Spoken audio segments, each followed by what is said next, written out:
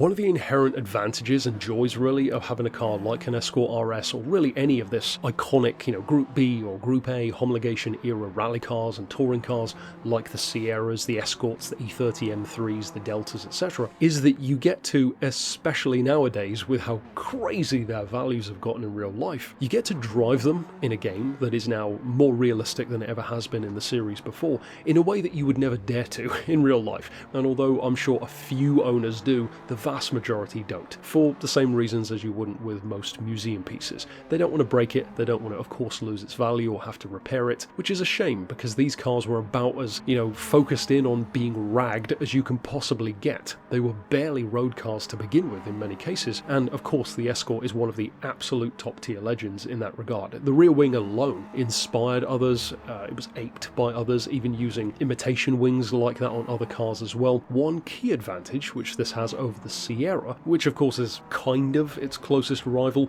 or at the very least its stablemate, of course more so from the touring car side of things though, is that four-wheel drive. And one of the reasons why I always enjoy driving the Escort more than the Sierra in pretty much any game that has it, the first time I saw them both in a game I think was probably Forza, maybe around Forza 4, is that for as fun as the Sierra is, the lack of four-wheel drive plus the fact that it is bigger in general and heavier feeling than the Escort is, made it kind of feel a bit cumbersome. To me, the Sierra hasn't quite aged as well as the Escort has. And yes, it's a bit older and it's a different era, but it kind of feels a bit long in the tooth, which I've heard some people say about the E30 M3. I spoke to a guy at a car show who used to have one, and he said for what people make them out to be these days, they're just not that quick. Of course, at their time they were good, but they're not like these crazy hallowed cars that people make them out to be. Good, but not, god tier, which is what many people treat them as. On the other hand, you have cars which do seem to live up to that, like the Lancia Delta, like the Audi Quattro, and I do find it interesting that most of the ones which still hold up that well tend to be bred for rallying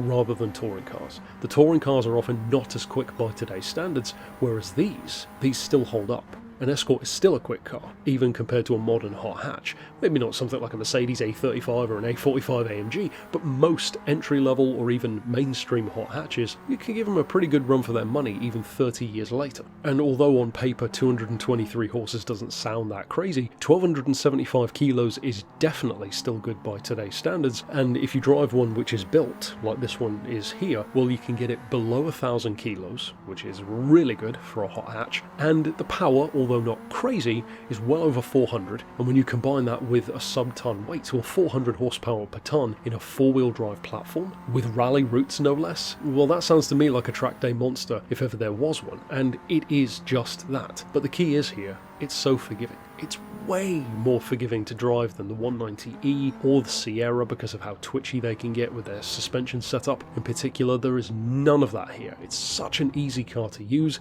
if you drive it stock, if you drive it fully built. Even here you can see I'm driving it with all of that power, next to no weight compared to what it had before, and yet no upgrade on tyres at all. And it doesn't feel leery, it doesn't feel difficult to drive, it's really easy. And as I alluded to yesterday in my review for the 911, although the 911 is, as far as I'm concerned, the best car of this update, this is definitely the runner-up because it's such a good hot hatch. And I always found it kind of odd to even think of this as a hot hatch, because to me it looks like just more of a coupe in general, but I know it is technically one. As far as hot hatches go though, it is a hell of a thing. And the fact that it also undercuts the Sierra on price, well that's just the cherry on the cake. The visual mods are great as well. I was hoping that we would be able to make like a WRC style build, and you absolutely can. The only thing which unfortunately is a bit missing is being able to put the rally style front bumper on it instead of the standard one. As good as the standard one looks, it doesn't quite match up with the rally version that we used to have in Gran Turismo with that iconic white and blue. The rear wing still does, and the rest looks great. And I tell you what, I really wish that some more cars could have big old mud flaps in the game,